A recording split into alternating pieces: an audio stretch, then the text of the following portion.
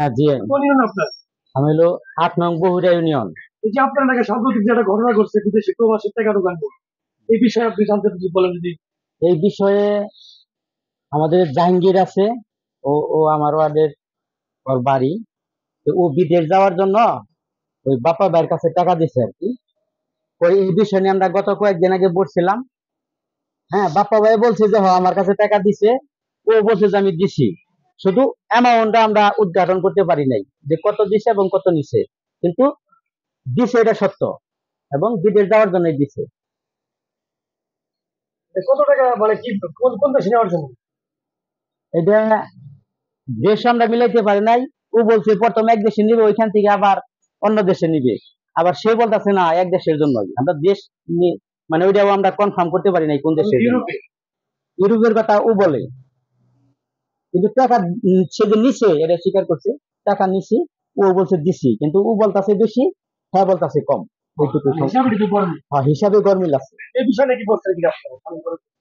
না, এই বিষয় নিয়ে আমরা সময় দিছি, জাহাঙ্গীরকেও বলছি যে তুমিও ৪-৫ দিন বুঝো, আর বাপ্পা বাইরেও বলছি যে আপনারা দুজনের সত্য কথা বলবেন, যাতে আমরা জিনিসটা সুন্দরভাবে সমাধান করতে পারি।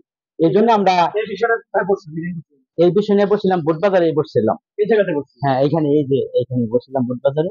অনেক লোকজন ছিল। সেক্ষেত্রে আমার যখন মাতাবার বলছিল, মাতাব্বর হিসাবে ছিল হামিদ ডাক্তার ছিল, রাসেল ডাক্তার ছিল, তারপরে নালমিয়া দেওয়ান ছিল, সুমো দেওয়ান ছিল, বাসানি ছিল। ঠিক আছে। হ্যাঁ, এরকম আর অনেক লোকজন ছিল আর কি। বুঝছো?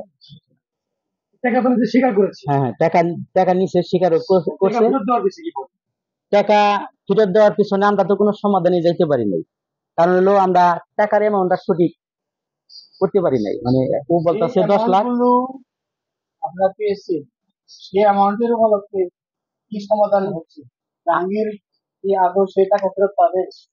হ্যাঁ, সে বলছে যে যেভাবে আমরা সমাধান করব সে মেনে নিবে, সমস্যা নাই। কিন্তু সে বলতেছে 3,60,000 টাকা নিছি, আর ও বলতেছে আমি 10 লাখ টাকা দিচ্ছি। এই জন্য আমরা মানে জিনিসটা শেষ দিতে পারি না। এখন কি আরো কোনো টাকা রিজার্ভ পাওয়া যায়? ও বলছে যে 2 লাখ টাকা আমার কাছে চায়। হ্যাঁ, কিন্তু জাহাঙ্গীর, কিন্তু বাপ্পা ভাই বলছে যে না, 2 লাখ টাকা ওইভাবে চাই নাই। ও আমার কাছ থেকে যে টাকা রিটার্ন আনছে ওইগুলা চাইছে। আমরা সত্য মিথ্যা এখন উদ্ঘাটন করতে পারি নাই।